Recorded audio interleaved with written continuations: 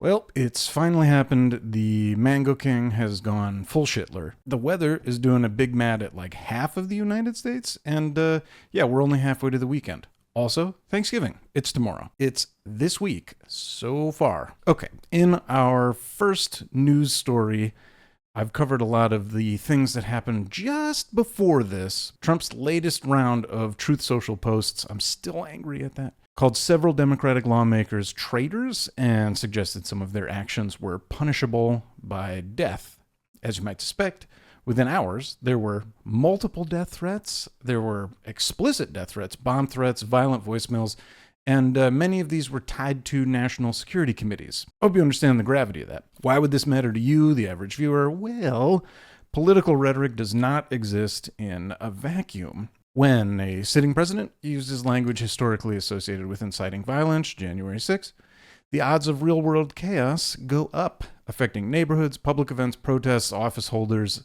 It affects everybody at every level. Again, don't forget January 6th. It's bad, folks. There's a couple of great video responses to this. You'll see some folks have called for the military to stand up against unlawful orders.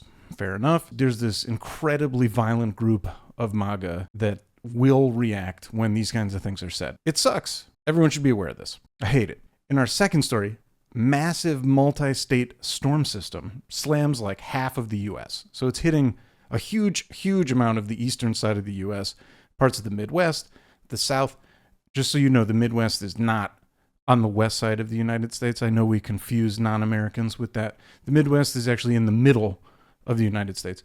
But the Midwest, the South, Northeast, hundreds of thousands of people basically lost power. There was tremendous flight disruption. Several states issued emergency declarations, which, of course, FEMA's been gutted, so good luck. Why does this matter? Well, of course, obviously, if you're one of the areas that would be hoping for FEMA support during this time, sorry, it doesn't exist anymore.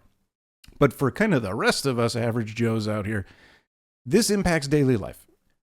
Particularly if you travel, any kind of business travel, this is a big deal, especially if you're, I don't know, on the whole eastern side of the U.S. Lots of school closures, that all of a sudden puts the strain on parents, families, etc. Dangerous roads, which I don't know if you've been to Connecticut recently, but half of our roads are in disrepair. So tack on some spicy weather, you've got a recipe for disaster. And then, as I said, power outages that basically last long enough for you to actually meet your neighbors, right? One of the things that gets me about this is it raises ongoing questions about U.S. infrastructure resilience in an era where historic weather events are basically now just like a typical Tuesday. In our third story, Israel-Lebanon border tensions are escalating once more. Crossfire basically between Israel and Hezbollah surged this week. That means drone strikes, artillery exchanges, new evacuations, diplomatic efforts by the U.S. and France. Great on you, France, especially in dealing with the U.S. right now. But the diplomatic efforts by these two countries have intensified. Both sides are more or less preparing for a longer conflict. Nobody wants to hear that. Why does this matter to you? Of course, we talk about ripples in my show frequently. This is where there's going to be those ripple effects everywhere. Oil markets, in case you didn't figure that one out. Global security alignments, refugee flows, lots of refugees, lots of people running from bombs and things. It's terrifying. And then U.S. foreign policy debates, which even if you're not following Middle East politics, you're going to feel the gas prices. You're going to see the defense spending and the discussions around it. And then there's general geopolitical anxiety. That's a good one. That sort of now serves as America's morning coffee. Okay, got my headphones on. Okay. We're going to take a short breather from all the gloom and doom. Thank you for watching.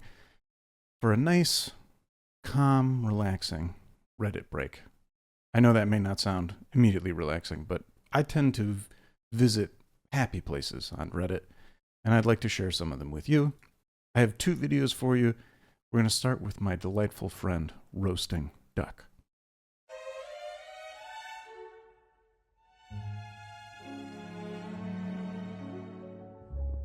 Chestnuts roasting on an open fire, Jack Frost nipping at your nose. Just delightful. I could watch that on repeat all day. And then for our next relaxing sojourn off on the sidelines away from the scary news, this lovely ramen scarfing pitbull.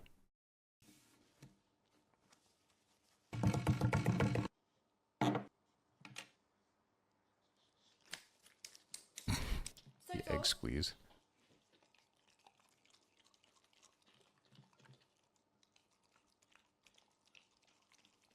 Oh, there's a bit of an ASMR thing going on here.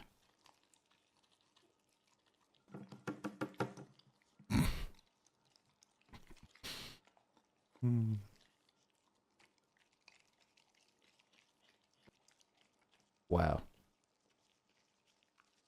Just delightful. Okay, we won't watch the whole thing. It's great. I'll include links in the description of the video. Okay, so there's a lot happening in the world. There's things happening over on the sideline. There's stuff happening in the Middle East. We've taken a nice calming break from the nonsense. And one of the things we like to do in this week so far is what I like to call the bonus round.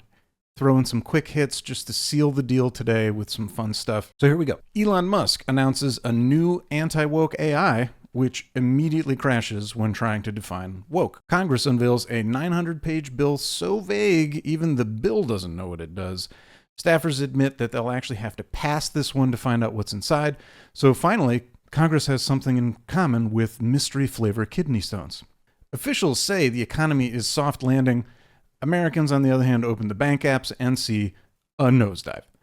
Mayday, mayday, reminder economists that live on spreadsheets, we all live at the grocery store. GOP senator proposes limiting teen screen time after 10 p.m. Gen Z responds by doom scrolling, even harder, out of spite.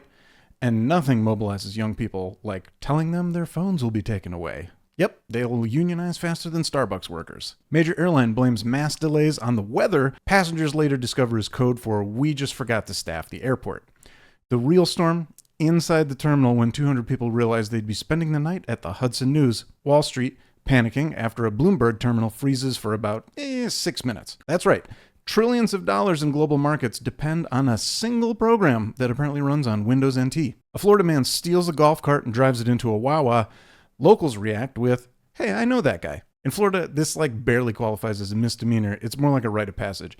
And in fact, I'm confident that that's actually the Florida's driver's license test, where when you turn 16, you just find the nearest golf cart and slam it into a convenience store. Florida vibes. Climate scientists warn another global heat record may be broken this year. The planet continues to attempt to burn the monkey infestation off. New dating app matches people based on shared trauma responses. Finally, we've got a platform that asks, what's your love language and how do you react to abandonment on the same screen? Netflix testing a new AI search feature that allows users to speak in tongues. Cthulhu called and he is very pleased. And our final news story, you've probably heard of AI slop, but I could not believe my eyes. We got to give a shout out to Pope Bruh LXIX. This completely blew my mind. I had seen AI spread everywhere, but you all need to see this to believe it. The cookie tins, that's right, where you put your sewing needles after you eat the cookies. These now feature AI slop art. Let's take a closer look. This windmill gets me. It's in the comments, someone calls this some sort of hideous mosquito about to eat the townsfolk. Then you've got this.